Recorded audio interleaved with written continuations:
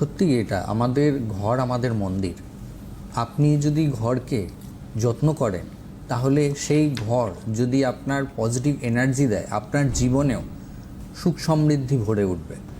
আপনার ঘরের যদি কোনো রকমভাবে কোনো গুরুত্বপূর্ণ জায়গাগুলো ব্লক থেকে থাকে, তখন আপনার মানসিক দুশ্চিন্তা আসা, দুঃস্বপ্ন আসা, বা অনেক সময় দেখবেন যে স্বামী স্ত্রীর মধ্যে প্রবল গণ্ডগোল, হয়তো ছুটকো ঝামেলা, সেটা হয়তো পরে ভাবলে আপনাদের হয়তো হাসি পাবে, বা কখনো হয়তো মনে হবে যে না, এত সামান্য ব্যাপারটাকে আমরা এত মনোগ্রাহী করে নিলাম এবং সেটা নিয়ে অশান্তির সৃষ্টি হয়ে গেল, এত বড় অশান্তি যে একে অপরের সাথে ভালোভাবে আর মিলিতই হতে পারছি না।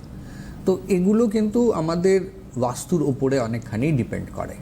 এবং আপনার বাড়ির ঈশান কোণে যদি ধরুন বাথরুম থেকে থাকে, রান্নাঘর থেকে থাকে, সেটা যেরকম আপনার হেলথের ওপরে, আপনার টাকা পয়সার ওপরে বিভিন্নভাবে প্রভাব ফেলবে, সেরকমভাবে ইস্ট জোনেও যদি ধরুন আপনার কোনো রকমভাবে কোনো ডাইনিং টেবিল আপনি রেখে দিয়েছেন, শু র্যাক সেখানে রেখে দিয়েছেন, তাহলেও কিন্তু আপনাকে বিভিন্ন ধরনের অসুবিধার সম্মুখীন হতে হবে। হঠাৎ অপযশ আসা বা কর্মচ্যুত হয়ে গেলেন কোনো কারণে, এই ধরনের অসুবিধার সৃষ্টি হয়ে থাকে। আমাদের বাস্তুর কারণে কিন্তু আমরা প্রভাবিত হই।